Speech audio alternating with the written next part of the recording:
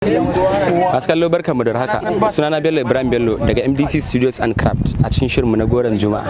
Duba da yanda yanzu aikin gwamnati yake wahala, to sai aka ce kuma muƙaddara ɗalibin da yake jami'a ya kammala karatunsa sai aka ce ya maimaita ta daga farko za a bashi aiki kyauta a wannan makarantar. Shin zai iya maimaitawa ko ku gare haƙura da aikin? Sai ku biyo mu dan ganin yadda tattaunawa za ta kasance.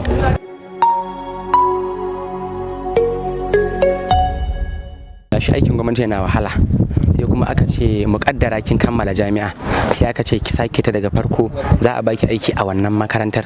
Za ki iya sakewa? Zan sake. Za ki iya sakewa? Me yasa?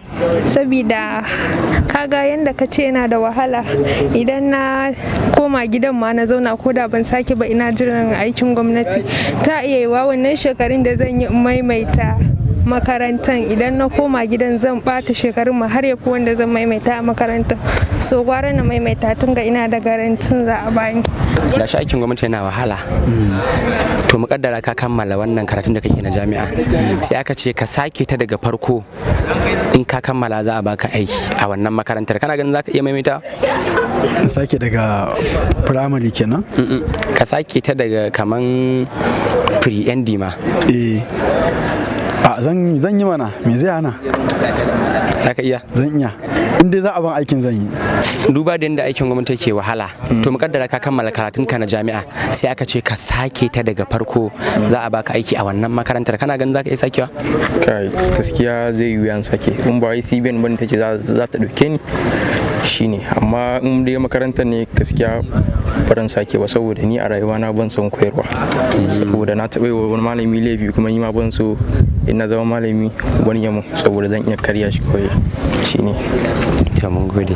Duba da yanzu aikin gwamnati ke wahala, to muƙaddara kin kammala karatun ki na jami'a sai aka ce ki sake ta daga farko za a baki aiki a wannan makarantar. Kina ganin za ki iya sakewa? Gaskiya ba zan iya sakewa ba. Me yasa? Saboda wannan sakewan wara a ce na nemi wani aiki ko business na hannu a ce ina yi ko wani abu da kan ƙara maimaita wannan shekarun. Gaskiya ba zan iya ba. Inda aikin ba wai a ce zan iya samun wani abu mai yawa sosai bane, inda da a ce zan iya aikin hannu ko wani abu in samu abin da ya fi wannan, to gaskiya gwara na yi wannan. Gashi aikin gwamnati ya yi wuya, to muƙaddara ka gama jami'a sai aka ce ka sake ta daga farko, in ka kammala za a baka aiki a wannan makarantar. Kana ganin za ka iya? To fa idan na kammala, idan na sake daga farko za a bani aiki, to me kaman wuya. Zan iya. Ka tabbata? Na tabbata. Duba da yanzu aikin gwamnati ke wuya, to muƙaddara ka kammala jami'a sai aka ce ka sake ta daga farko za a baka aiki a wannan makarantar. Kana ganin za ka iya sakewa?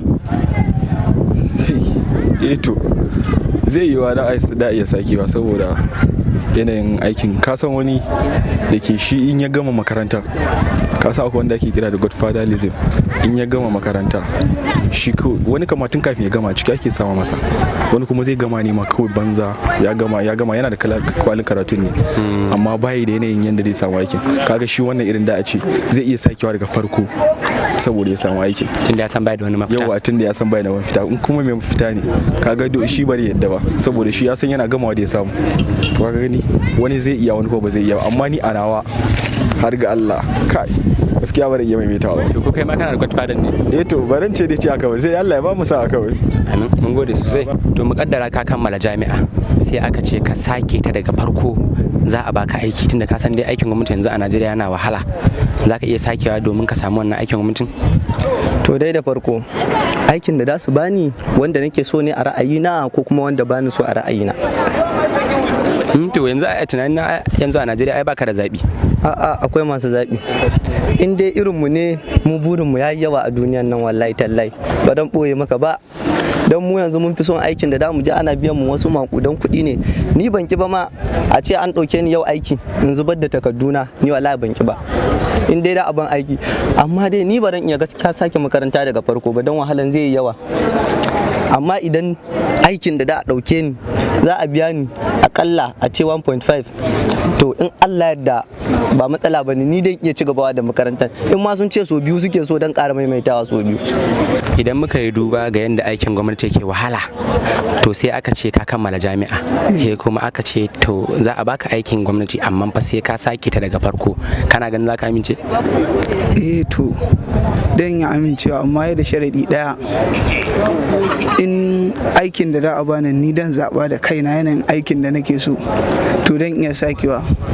Yanzu dan Najeriya yana da zaɓi ne? To ai kaga ku ka bani zaɓi kuka ce dan iya da a bani aikin da a bani aiki, to amma ya danganta da yanayin aikin da a baka. Aikin da a baka da gama ka kare a wahala ne kaga bare yi bai. To amma aikin da a baka mai gwabi ne wanda kai shekarun da ka zubar a baya in ka zo a wata daya biyu da ka mayar da gurbin abin da ka rasa, wannan ba matsala da yiwu.